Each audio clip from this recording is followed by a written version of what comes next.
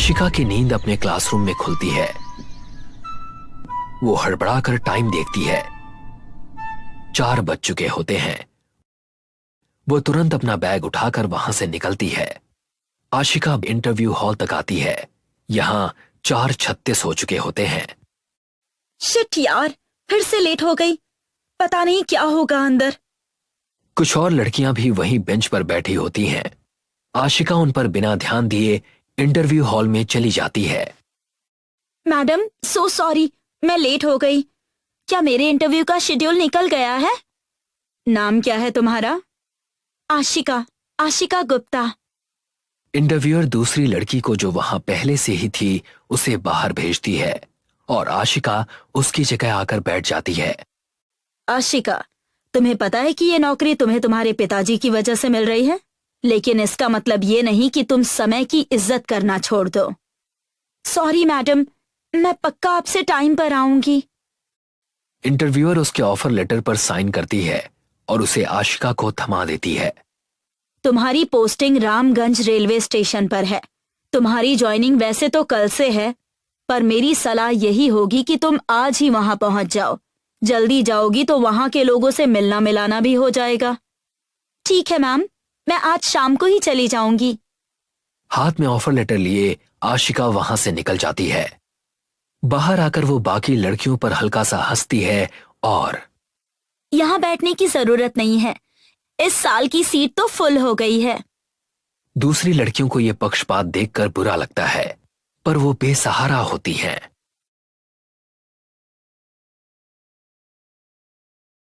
उसी रात रामगंज के प्लेटफॉर्म पर एक ट्रेन आती है।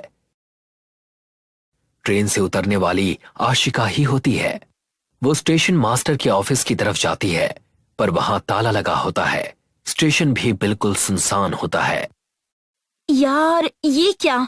सोचा था यहाँ पहुंचकर आराम करूंगी, पर यहाँ तो कोई है ही नहीं।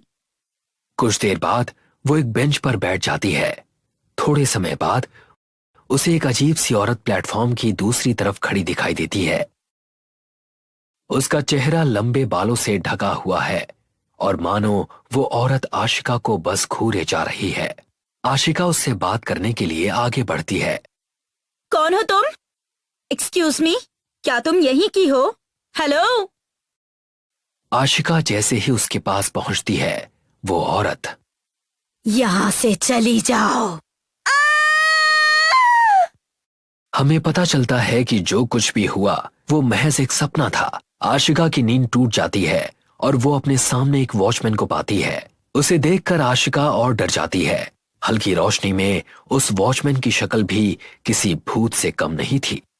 कौन हो तुम? मैडम, मैं तो यहाँ का वॉचमैन हूँ। ऑफिस की चाबी लेकर आया था। कहाँ थे इतनी देर से? बताया था ना ट्रेन 10 बजे यहाँ पहुँच जाएगी, तो तुम इतने लेट क्यों आए? माफ कीजिए मैडम, बूढ़ा इंसान हूँ, अकेले रहता हूँ, गलती हो गई। आगे से ऐसा नहीं होगा। आइए, मैं आपके लिए ऑफिस खोल देता हूँ। वॉचमैन ऑफिस के पास जाता है और उसके लिए ऑफिस खोल देता है। लाइट चालू होते ही आशिका ऑफिस की हालत देखती है। टेबल पर सिगरेट, टूटी टीवी, सड़ा हुआ खाना, ये सब देखकर वो चिढ़ जाती है। ये क्या? यहाँ इतनी गंदगी क्यों है? मेरे आने से पहले साफ सफाई नहीं हुई थी क्या यहाँ? माफ कीजिएगा मैडम, आपके पहले यहाँ जो अफसर आए थे उनकी ट्रेन के नीचे आकर दर्दनाक मौत हो गई थी। उस दिन से ये जगह पुलिस वालों ने सील कर दी थी। आज ही इसकी चाबी मिली है। आप फिक्र मत कीजिए, मैं अभी ये जगह साफ कर देता हूँ। वॉचमैन सब कुछ साफ कर देता है और फिर आशिका अपनी चेयर पर बैठ जाती है। ये जगह इतनी खाली क्यों है? क्या यहाँ कोई रहता नहीं? स्टेशन से 10 किलोमीटर की दूरी पर गांव है। लोग इस स्टेशन को भूतिया कहते हैं, इसीलिए रात को कोई यहाँ आना पसंद नहीं करता। क्या मतलब भूतिया? कुछ सालों पहले यहाँ की पटरी पर एक औरत ने आत्महत्या की थी, तभी से इस जगह को लोग भूतिया जगह मानते हैं। बेकार की बातें हैं ये। अच्छा जाओ, मेरे लिए कुछ खाने के लिए लेकर आओ, भूख लगी है। माफ कीजिएगा मैडम, मैं तो बस यहाँ आपको चाबी देने आया था। मैं यहाँ नहीं रुक सकता। भला वो क्यों? क्या आपने सुना नहीं? ये स्टेशन भूतिया है। क्या कहानी है इस भूत की? अरे कुछ नहीं मैडम, पागल थी, यहाँ पटरी पर लेट कर जान दे दी उसने, और तब से हमेशा कलेश ही लगा रहता है। क्या सच? हाँ हाँ, और नहीं तो क्या।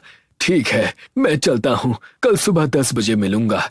ये कहकर वॉचमैन वहां से चला जाता है, पर फिर उसका फोन बजता है। फोन करने वाली कोई और नहीं बल्कि आशिका खुद होती है। क्या है यार इन शहर के लोगों का। हेलो मैडम, बोलिए। हाँ भैया, मैं ये कह रही थी कि मेरे आज के आने का प्लान कैंसिल हो गया था, तो मैं कल सुबह 12 बजे तक आऊंगी। आप ऑफिस तब खोल देना। ये सुनकर उसके दिल में सिहरन दौड़ जाती है। Hello hello hello, watchman.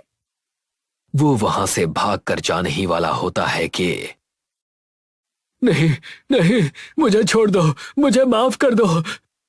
क्या कहा था तूने? पागल थी, हाँ? आज से महज 2 महीने पहले रमेश नाम के एक व्यक्ति ने रेलवे के एग्जाम को सबसे अच्छे नंबर से पास किया था। वो घर आकर अपनी बीवी गीता को ये सब बताता है। अरे गीता देवी, कमाल हो गया। पता है ये क्या है? क्या?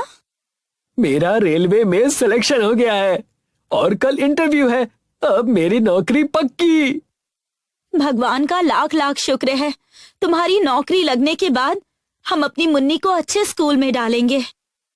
पर अगले ही दिन जब रमेश इंटरव्यू देने पहुंचा था, उसे ये पता चला कि उसके हक की नौकरी किसी और को दे दी गई थी, जबकि उस लड़के के नंबर रमेश से काफी कम थे। रमेश ये तकलीफ सह नहीं पाया। उसने एक चिट्ठी लिखकर अपने ही घर पर खुदकुशी करने का फैसला किया। ये दुनिया बहुत बुरी है। यहाँ आगे सिर्फ वही बढ़ता है जिसकी पहुंच ऊपर तक हो। मुझे माफ करना गीता, मैं तुम्हें एक अच्छी जिंदगी नहीं दे पाया। मुन्नी का ध्यान रखना। गीता मुन्नी के साथ इंसाफ मांगने स्टेशन ऑफिस गई जरूर थी, पर यहाँ मेरे पति को नौकरी मिलनी चाहिए थी। जो वहां है उसको बाहर निकालो। हमारे साथ नाइंसाफी हुई है। कौन है ये? निकालो इसे यहां से। वॉचमैन ने उसकी एक ना सुनी और उसे ढकेल दिया। इस दुख को गीता सह ना सकी और उसने भी उसी स्टेशन पर ट्रेन के नीचे आकर आत्महत्या कर ली। ये आत्मा कोई और नहीं बल्कि गीता खुद थी, जो रामगंज स्टेशन पर अपने बदले का इंतजार कर रही थी। वो वॉचमैन का गला और जोर से घोंटती है। उसे तो उसकी गलतियों की सजा मिल गई।